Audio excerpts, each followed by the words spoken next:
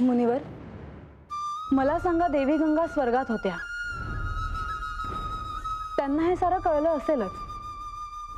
त्यांनी त्यांचा पण सोडून त्या कैलासात आल्या होत्या का?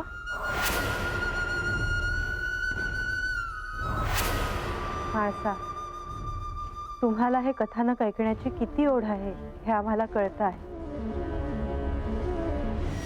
आणि बानू, तुला देखील ही गोष्ट ऐकण्याची उत्सुकता आहे, हो ना? जी. पण देवी, त्याआधी आख्यानात कथानकाच्या ओघात कदाचित तुम्हाला सत्याचे संकेत मिळू शकतात.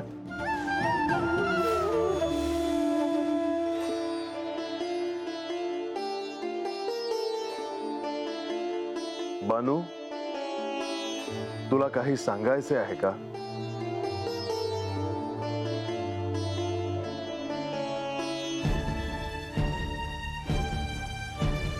मुनिवर, आख्यानाला प्रारंभ करा. होय प्रभू.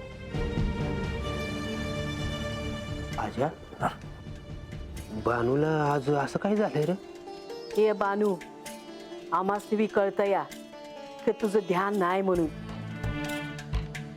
अगं बानू, अगं सांगून टाक, मनामध्ये जे असेल ते सांगून टाक. हा? बा, अरे का कुणाच ठाव, पण आज मलाच कसं तरी वाटत आहे बघ. नारायण नारायण. तर भक्तजन हो, श्री पार्वती देवींच्या साधनेवर प्रसन्न होऊन श्री महादेवांनी या विवाहाला संमती दिली. आणि सारी सृष्टी या विवाहाची आतुरतेने वाट पाहू लागली. हा विवाह सोहळा पाहणं म्हणजे एक विलक्षण अनुभव होता. हा विवाह पाहण्यासाठी सर्वजण उत्सुक झाले होते. महादेवांनी सर्व गणांना वरयात्रेसाठी निघण्याची आज्ञा केली होती.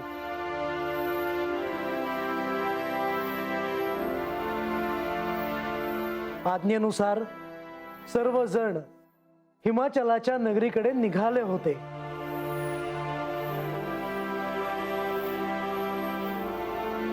आणि त्या वरातीचे वर्णन काय करावे? शंखकर्ण, गणाधिपती, गणेश्वर, विशाख, विकृत, गणनायक असे अनेक गणेश्वर आपल्या गणांसह हिमाचल नगराला विवाहासाठी निघाले. गण? होय माळसा, सर्वजण श्री महादेवांच्या विवाहाच्या वरातीमध्ये आनंदाने निरनिराळी वाद्ये वाजवत नाचत चालले होते.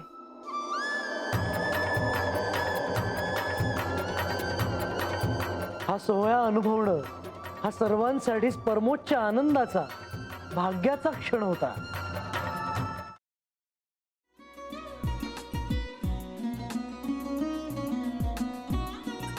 लावू का? असाच लावू ना?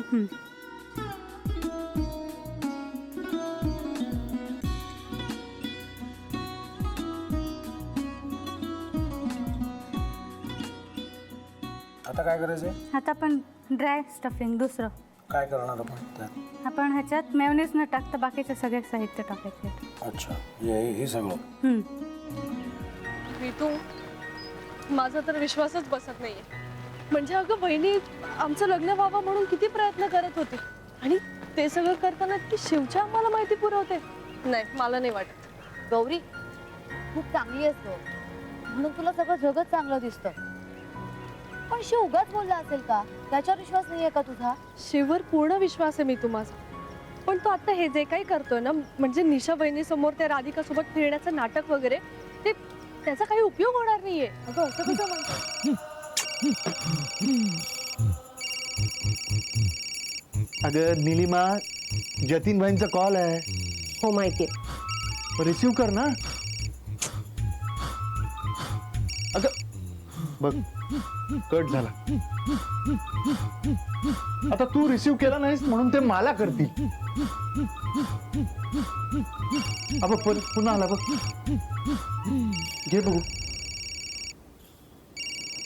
पण हे एक ना एक दिवस घडणारच होतं. आता मला कळलं, तुम्ही 2 दिवस झाले काय सांगत होता ते. बनू हे संकेत असतात आणि हे ठरवून येत नसतात. मी बाहेर तुमची वाट बघते.